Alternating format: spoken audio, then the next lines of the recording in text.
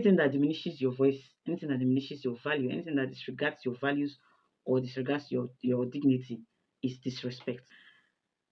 You said you're over it, but deep down, your silence is screaming. So they say something off or did something shady. Now you're sitting there wondering, should I confront them or should I ignore it or should I just quietly walk away? I get it totally. That has happened to the best of us. Whether it's loud like yelling or quiet like a sarcasm or ghosting or cold shoulder or disrespect, any form of disrespect, disrespect itself cuts deep, especially when you've invested your time, your heart, your prayers, and even your resources in that relationship. Disrespect is something that should not be tolerated in every relationship. But hold on, before you clap back, before you shut down, or before you slide into I'm a fine mode, I want to show you another way, in fact, a better way, a whole way on how to handle disrespect in your relationship. Hello, people, and praise God. And around here in this channel, we talk singleness, we talk purity, and we talk purpose. Real talk, no shortcuts, no shame. And today I want to teach you how to handle disrespect in your relationship without drama, without fighting, and without losing yourself. Because when you are whole, when you're complete, you don't just react, you respond with wisdom. Are you ready? Now let's talk about it. Now let's start with what is disrespect? What does disrespect really looks like? What is what will happen or what will you see and you will know that this is disrespect? Yes. Disrespect does not always show up as shouting or as cheating. Sometimes it can be, very subtle. It can come in like as a joke, maybe one offhand joke or a charm or something subtle. It doesn't have to be loud. It doesn't necessarily have to be loud or as large as a cheating. It can come in as a joke, it can come in as a charm, can come in as a sarcasm, can come in as a silent treatment, can come in as a cold shoulder or as a brush off. That is one thing with disrespect. It can come in as an interruption, maybe when you're speaking, when you're saying something, when you're making your point. It can come in as interruption and it will be called maybe person will call it banter or just we are exchanging, we are talking. Or it can come as depending when the person is laughing at your boundaries, or person is constantly and blatantly flaunting your boundaries and your principles. That is a form of disrespect. It can also come in as a form of making passive aggressive comments in the name of humor.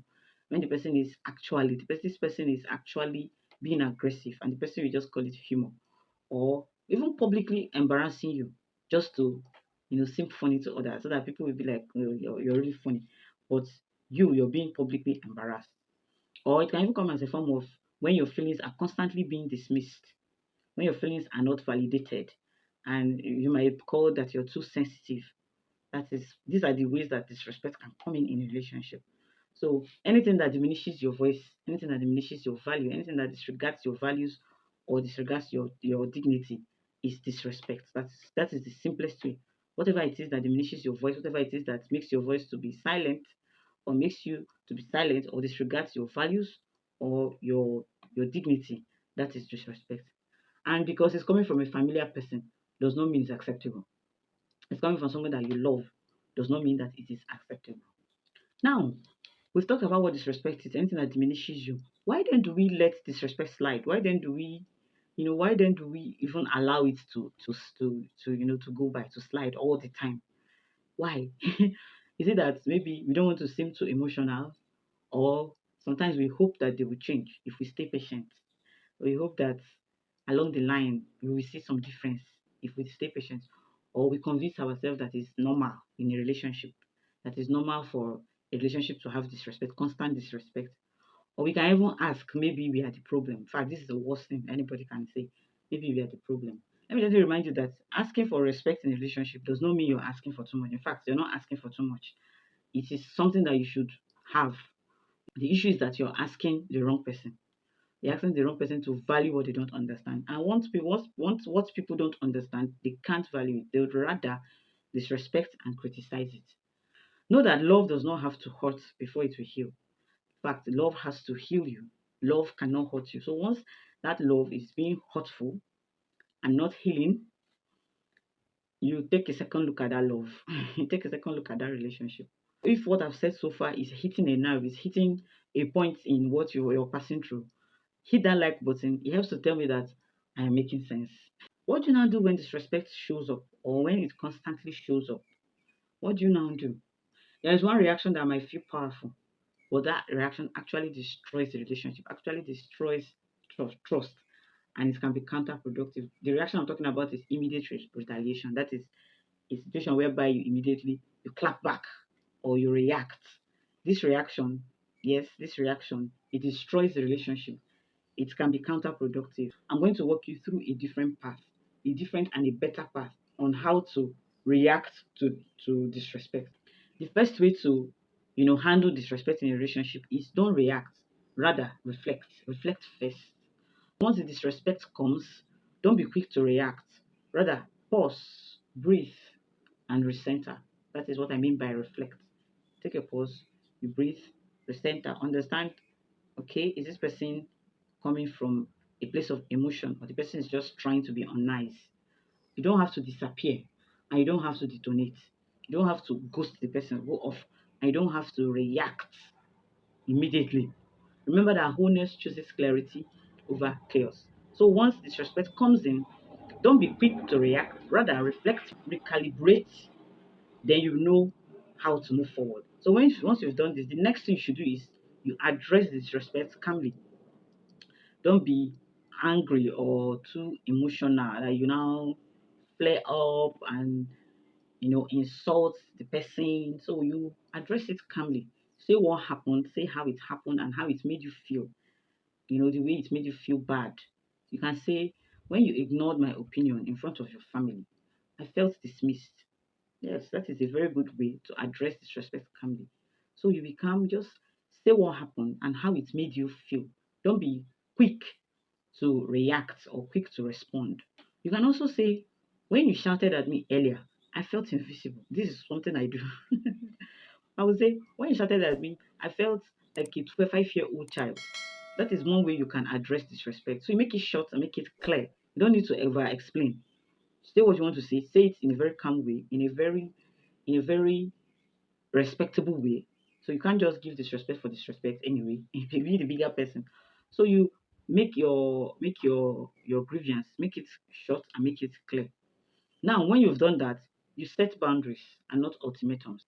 You can say, I need mutual respect in this relationship. If you keep disrespecting me, I will need to take a step back.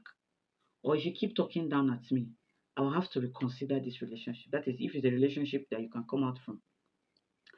If it's not a relationship, if it's a relationship that you can't come out from, I think there are better approaches to go about it. If the person keeps disrespecting you, just tell the person that I don't appreciate the way you talk to me, or I don't appreciate this that you did to me. I don't like it. Can you please, you know, do better for my sake and for the peace of the family? Can you please do better? So let your no be loving and respectful, but let it be firm. So once don't you don't have to give ultimatums. You don't have to say if you do this again, if you do this again, I'm going to get out of this relationship. So just set your boundaries, make it clear. If you've not watched my video on how to set boundaries, I'm going to link it somewhere in this video so that you can easily get access to it. So you set your boundaries, make your feelings, make it clear, let the feelings be validated. And when you've set these boundaries and you've communicated the way you feel, you watch their response, watch the way they react, watch the way they respond. Because someone who values you will adjust.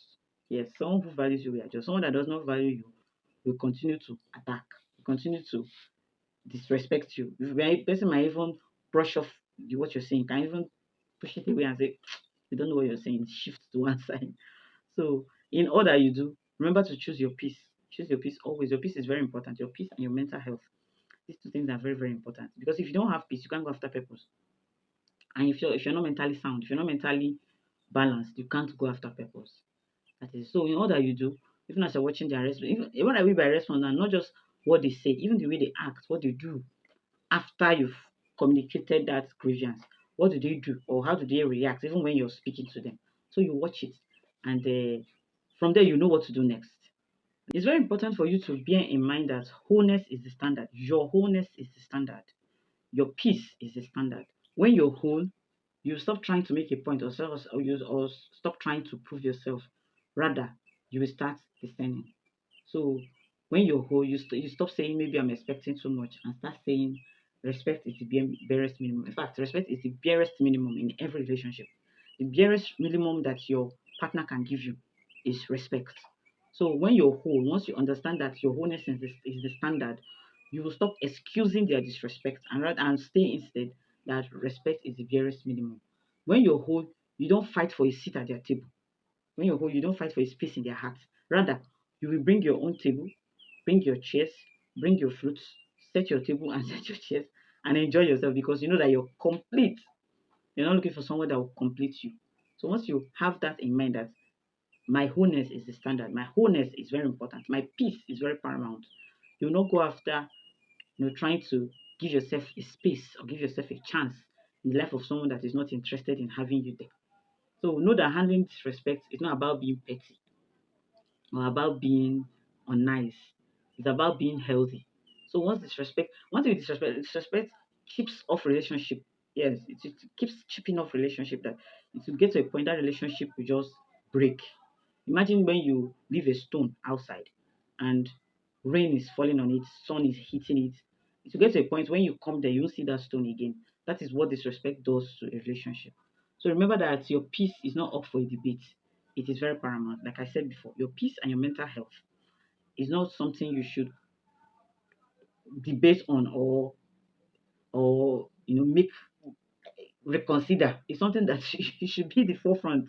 It is very, very paramount. Knowing that your peace is very important, the next time disrespect comes up or the next time the disrespect knocks, don't overtalk it. Don't excuse it. Don't shrink it or just excuse it away.